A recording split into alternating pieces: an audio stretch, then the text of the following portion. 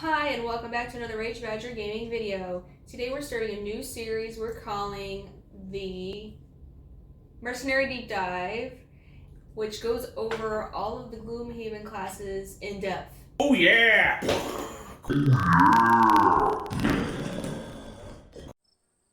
And we're announcing now that we've finally made a Twitter account. We're going to put that in the description below, and let's get started.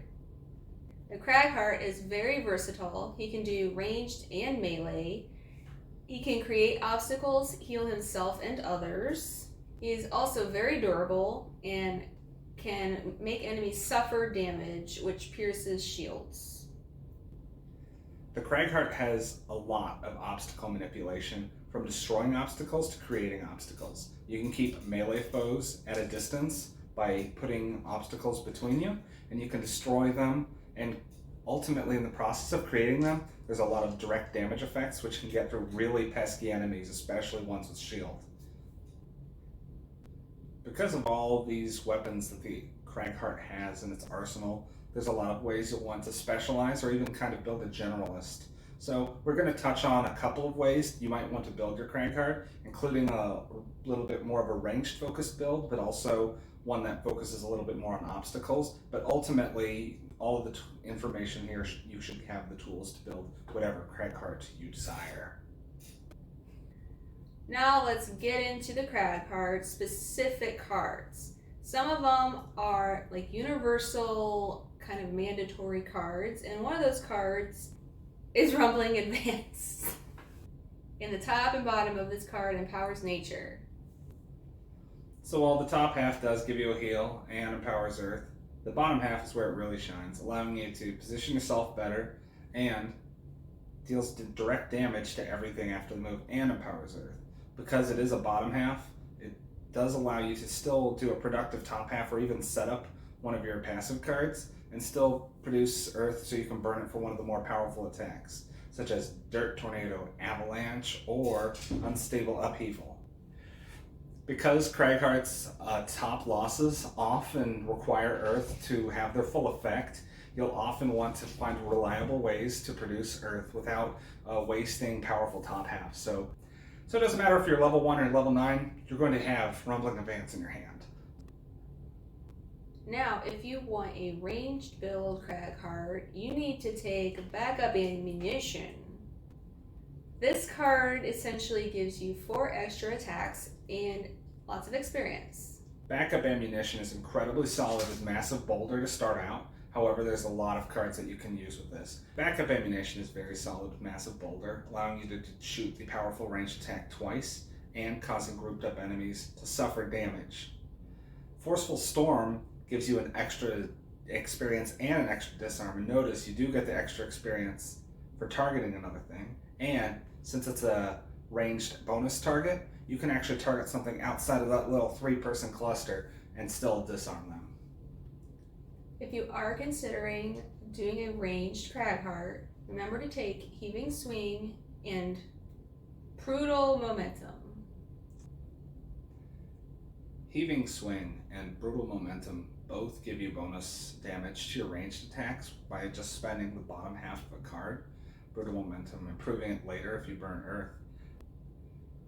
Since it improves the damage of all of your ranged attacks, you can use it with multi-target things like Dirt Tornado, which covers 7 hexes, or when you have backup ammunition to empower both of the attacks. And it's incredibly powerful at level 9 if you use it with Blind Destruction, as you're going to possibly take the damage improved by maybe 4 times the bottom half because of how much you can double dip with that ability. One thing that I personally like about the Cragheart is that it has some really good heals. Yeah, even Sentient Growth, which only gives you 1 heal to all adjacent allies, at least has the capacity to remove poison and wound from nearby allies, and some of the abilities like Earth and Claw just gives you a nice easy heal on a bottom half. One thing to take note of with the Cragheart is that it does have some friendly fire. Cards like Cataclysm are incredibly powerful, allowing you to completely blow up an area and immobilize all enemies. Although you don't attack allies, you immobilize all allies in the area of effect. It's similar to how Dirt Tornado muddles all enemies and all allies in a 7-hex area. Rock on, Velvet! So be careful with that friendly fire, Kraggles. So we're going to discuss one of the cards that makes the Cragheart a rock-solid mercenary, and that is Rock Slide. Not only does it allow you to toss out, at range, 3 obstacles, but everything next to those obstacles you place, boom, boom, boom, direct damage. It did get FAQ'd, so if you put all those obstacles next to one enemy, they only take the damage once, but it still doesn't matter. You can spread the love and do 2 damage to everything in a room if you place them carefully enough. Also, because of how you can place it, you can kind of create a maze for melee enemies they have to work their way to you before they can even get a swing on you, which is much more powerful than just shield for a turn. Alright, now we're going to be talking about how to enhance the Cragheart's cards. One thing that is very popular is adding Curse to Dirt Tornado. Curse-nado. Not only is hitting 7 hexes with Curse very valuable, but because they're muddled, it's very likely that on the next turn, any surviving enemies will probably draw one of those curses, and you're going to be seeing misses immediately. Another less expensive option is to empower the movement of Rumbling Advance, since it's only a 2 movement, and sometimes you just want to move more than 2. And you'll have it in your hand the whole game, so it doesn't hurt to improve it. So you also will use those enhancements to make up for some of Cragheart's weaknesses. He's a slow and lumbering beast with late initiatives and not too many fast movements, so improving things like unstable upheaval is really nice. But also, you can add jump to some of those really critical cards, like Explosive Punch, which you can only use if you've got an obstacle set up in the right moment. But the bottom half is a nice move for. If you add jump to that, you can at least leap over your obstacles or enemies, and then set up really powerful turns. Another card that you might want to enhance is Clear the Way.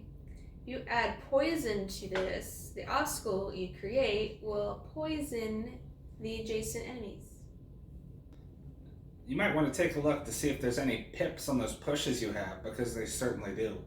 A lot of the Cragheart's cards that have push usually have other built-in effects, saying that if they can't push because you've knocked them into a wall, or if you knock it into an obstacle, they have an increased effect. And sometimes they have increased effects the more you push them into things. So keep in mind, taking a push, like from heaving swings from 1 to 2, can actually end up paying off, and it's also one of the less expensive options. Push it real good! Copyright. No. And now we're going to talk about some specific items that would be great for your Cragheart. One of them is a power potion to pair with your AoE attacks. Another great item is the Warhammer, which stuns your targets, which is also great for AoEs. It's worth noting, and it was clarified in FAQ, that unstable upheaval, even if you empower it with Earth to affect all enemies within range 2, it still counts as an AoE attack. So all squares adjacent and 1 row out is an instant stun if you use the Warhammer with that attack. You can also consider Piercing Bow.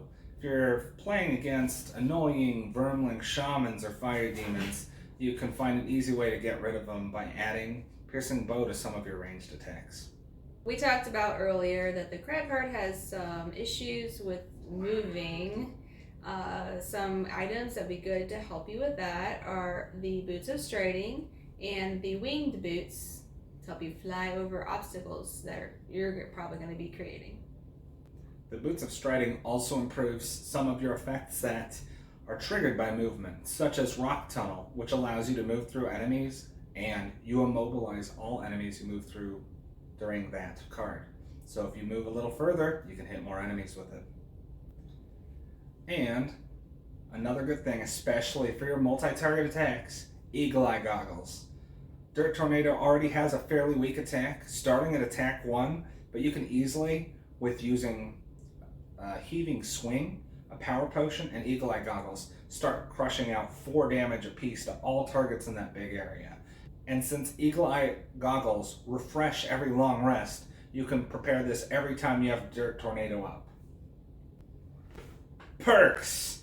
You're going to want to know how to level up your Cragheart. What perks do you pick?